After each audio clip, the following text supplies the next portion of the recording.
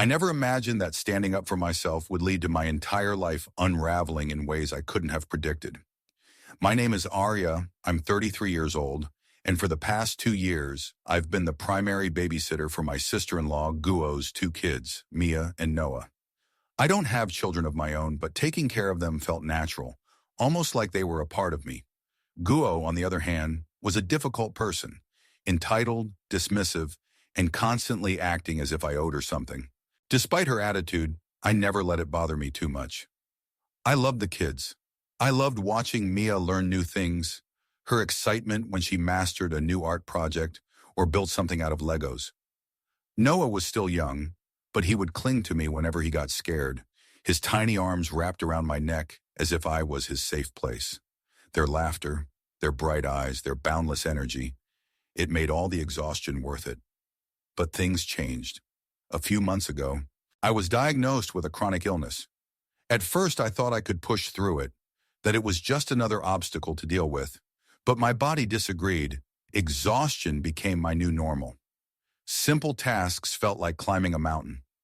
I woke up tired, went through my day tired, and fell asleep exhausted. It wasn't just physical either.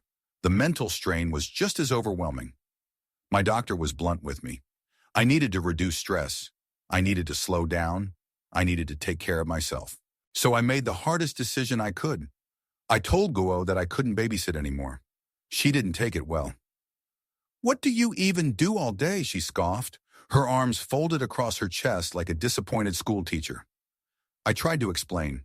I told her about my illness, how my body wasn't what it used to be, how every bit of energy I had now had to be rationed just to get through the day. I wasn't looking for pity, just understanding. She gave me none. "Babysitting isn't even that hard, Arya. You just sit there, you're being so selfish." Selfish. The word hit me harder than it should have. I wasn't being selfish. I was trying to survive. I walked away from that conversation knowing she wouldn't stop. And I was right. For weeks, my phone buzzed constantly with messages from Guo. "When are you coming back? Mia keeps asking for you. I really need you tomorrow. It's just a few hours. You can handle that, right? You're really going to abandon us like this?" After everything, I felt guilt creeping in. I thought about the kids, about how they must have missed me. Maybe I was being too harsh. Maybe I could handle it. Maybe I should just push through. But then I'd wake up, body aching, energy drained before the day even started, and I knew the answer. I couldn't. Eventually, Guo went silent. I thought she had finally accepted my decision. I was wrong. A month later, my husband and I were invited to a family dinner at my in-laws' house. I was hesitant to go. I hadn't seen Guo since our last argument, and I knew she held grudges like no one else. But it was family. I didn't want to make things worse. The moment we stepped inside, I felt it. The tension. The way people stole glances at me, as if waiting for something to explode. Guo sat at the table, her expression smug, her eyes gleaming like she had a secret. I barely had time to settle in before she made her move. "So, Arya," she said, voice dripping with mock concern, "are you still too sick to help out with my kids, or was that just an excuse?" The room fell silent. I felt my face burn. My heart pounded in my chest. I hadn't even told most of the family about my diagnosis, and now she was putting me on display, making me seem like some lazy, ungrateful person. I clenched my hands under the table, forcing myself to breathe. "I've already explained my condition to you, Guo," I said, my voice steady despite the storm inside me. "It's not an excuse," she smirked. "Health, huh? Maybe babysitting would actually help you. Get you off that pity train." She laughed, as if she had just cracked the funniest joke in the world. My husband didn't hesitate. "That's enough, Guo," he snapped, his voice calm but firm. "You don't get to talk to Arya like that." But she wasn't done. "I just don't get it," she continued, looking at me with that fake innocent expression. "It's not like I'm asking you to do anything hard. Babysitting is just watching the kids for a few hours." "What's the big deal?" I wanted to scream, but I didn't. I took a deep breath, forced a smile. "Guo, I've already told you I can't babysit on a regular basis. If you can't understand that, maybe we should just leave it at that." She just stared at me, as if trying to figure out why her usual tactics weren't working. The rest of the evening was miserable. She kept her distance, but the air was thick with resentment. But that wasn't the worst of it. A few days later, there was a knock on my door. I wasn't expecting anyone. When I opened it, my stomach dropped. A police officer stood there. "We're investigating a theft report," he said. "Your sister-in-law claims you stole money from her home." My world stopped. I stood frozen in the doorway, my mind struggling to process what was happening. "Excuse me?" I finally managed to say, my voice barely above a whisper.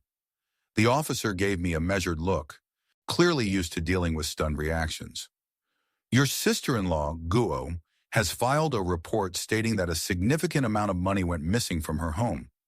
She claims you were the only person who had access to it." I felt my breath hitch. This had to be some kind of mistake, but deep down I knew it wasn't. This was Guo. This was her way of punishing me. "I didn't take anything," I said firmly, forcing myself to stay calm. The officer nodded. "I understand, but we still have to follow up on the report. Do you mind answering a few questions?" I let him inside, my hands shaking as I gestured toward the living room. My husband, Mark, was still at work, so I was alone to deal with this nightmare. As the officer sat down, I tried to keep my voice steady. "I don't know what she's told you, but this is absolutely false. I haven't even been to her house in weeks." He flipped open a notepad. "She claims the money went missing sometime last month, during a period when you were still babysitting." I clenched my fists. Of course, she was trying to make it seem like I had stolen from her when I was still actively helping her. "I never took anything," I repeated. "And honestly, I don't even know what money she's talking about. How much is supposedly missing?" "She claims it was around $3,000 in cash." I almost laughed. I had never seen Guo carry that much cash in her life. "And she kept this cash where exactly?" I asked. "According to her, it was in an envelope in her bedroom drawer." I raised an eyebrow. "And how exactly does she think I got into her bedroom when I was always in the living room with her kids?" The officer hesitated. "Look," I continued, leaning forward, "I don't know if Guo is lying or if she actually lost the money and just doesn't want to admit it. But I had nothing to do with this. In fact, if you check my bank records, you'll see I haven't deposited any unusual amounts of cash." He studied me for a moment, then nodded. "We'll look into it." He stood, closing his notepad. "One more thing. Do you have any security cameras at your home?" I blinked. "Yes, actually. My husband installed them last year." "Then it shouldn't be difficult to prove you weren't anywhere near her house on the day in question." Relief flooded me. For the first time since opening the door, I felt like I could breathe. After the officer left, I sat on the couch, my mind racing. Guo had actually done it. She had accused me of a crime. I picked up my phone, my fingers trembling as I called her. She answered on the second ring. "You think you can just ditch my kids and get away with it?" she hissed before I could say a word. "Maybe this will teach you not to mess with me." My blood turned to ice. "Are you serious right now?" I whispered. She let out a short, cruel laugh. "You made your choice, Arya. Now you're going to deal with the consequences." I felt my nails dig into my palm. "You accused me of theft," I said slowly, my voice deadly calm. "You called the police on me. You could have ruined my life." "Oh, please," she scoffed. "Nothing's going to happen to you if you're innocent, right?" I gritted my teeth.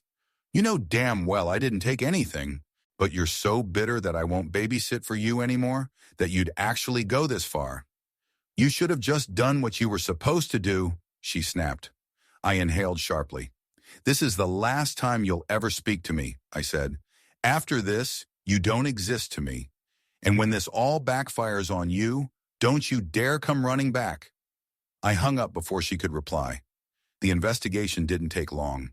Mark, furious beyond words, dug through our home security footage, proving I hadn't left the house on the day she claimed the money was stolen. Our bank records were clean. I even volunteered to let the police check my financial history, just to drive the point home. It became painfully obvious that Guo had lied. The police closed the case, but the damage was done. Word spread through the family. Mark, still seething, confronted his sister in front of their parents. "You lied to the police," he said, his voice dangerously low. "You actually tried to get my wife arrested. For what? Because she wouldn't watch your kids for free anymore?" She abandoned us, Guo shrieked. After everything I did for her. Everything you did. Mark laughed, but there was no humor in it. You used her. You treated her like a servant. And when she finally stood up for herself, you tried to destroy her. Their mother stepped in, trying to mediate, but there was no fixing this. Mark cut ties with Guo that night. We blocked her on everything. She had wanted me to suffer, but in the end, she lost the only people who had ever truly put up with her. But it wasn't over. A few weeks later, I got a call from Mark's mother. Arya, she said, her voice hesitant, I don't know if you've heard, but Guo might be losing her job. I sat up. What? Her school found out about the false police report. They're investigating her now. I blinked. For years, Guo had walked through life with a sense of untouchable entitlement. Now it was finally catching up to her. I thought you should know, she added. She's blaming you for everything. Of course she was. I didn't force her to do this, I said simply. There was silence on the other end. No, she admitted, you didn't. In the end, Guo wasn't fired, but she was put on probation. Her reputation at work was damaged beyond repair. Her marriage suffered too. Mark's brother, her husband, had been patient with her for years, but this was the last straw. He moved out. She lost the support of her family. She lost control over the narrative she had tried so hard to manipulate. And me, I was finally free. No more guilt. No more manipulation. No more being made to feel like my needs didn't matter. It took everything falling apart for me to realize it, but I had finally reclaimed my life, and I wasn't looking back. I sat by the window, watching the rain streak down the glass, the sounds soft and rhythmic against the silence of my new life. It had been months since I had last spoken to Guo, months since she had tried to destroy me with her false accusations, months since everything in her life had started crumbling around her. Mark and I had moved on. Cutting ties with her had been the best decision we had ever made. The weight of years of manipulation, guilt, and obligation had lifted, and for the first time, I could breathe freely. But Guo, she was drowning. Her probation at work turned into an indefinite suspension. Parents at her school had started whispering about the kind of person she was, the kind of teacher who would lie and manipulate to get her way. Some refused to let their children be in her class. Her husband had not come back. He had found an apartment on the other side of town, and from what I had heard, he had no intention of reconciling. He was done. Just like me. The family, once her safety net, had grown tired of her antics. At first, they had tried to mediate, tried to make excuses for her, but when the truth became undeniable, when it became clear that she had gone too far, they started pulling away. I wasn't happy about her suffering. I wasn't vengeful, but I couldn't deny that a part of me felt relieved that the universe had finally handed her the consequences she had spent a lifetime avoiding. One day my phone buzzed, an unknown number. I hesitated before answering. Arya. Her voice was barely above a whisper. I closed my eyes, recognizing it immediately. What do you want, Guo? A pause, then a shaky breath. I lost everything, she admitted, her voice cracking. I don't have a job. Mark won't talk to me. Even Mom and Dad are sick of me. I don't know what to do. For a moment I said nothing. The old me would have felt guilty.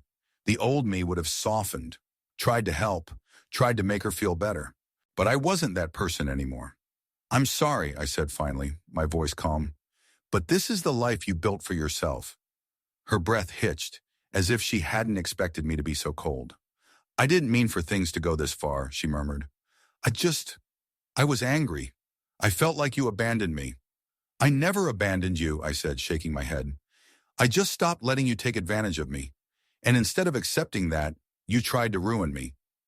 Silence. I don't know how to fix this, she whispered. I sighed, leaning back against the chair. Maybe you can't, I admitted. Maybe you just have to live with the consequences. I heard her inhale sharply, but she didn't argue. For the first time, she had no excuses left. I didn't hang up on her, but I also didn't offer her any comfort. After a few moments, she whispered, Goodbye, Arya. Goodbye, Guo, I said. When the call ended, I felt nothing. No anger, no satisfaction, just peace. For the first time in my life, I had chosen myself, and I had no regrets. So what do you think? Do you believe Guo deserved what happened to her, or do you think she can redeem herself?